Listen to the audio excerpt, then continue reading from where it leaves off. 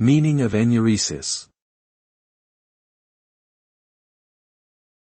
Enuresis.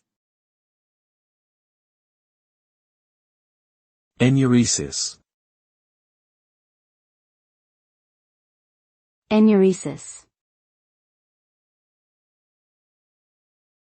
Enuresis. Enuresis is a medical term used to describe bedwetting, which is the involuntary release of urine during sleep. This condition can occur in both children and adults and may be associated with various factors such as genetics, bladder dysfunction, and psychological issues. Enuresis can result in embarrassment, shame, and low self-esteem. Treatment options include behavioral therapy, medication, and in some cases, surgery. It's essential to seek medical attention if enuresis persists beyond the age of 5 or is accompanied by other symptoms such as pain or frequent urination.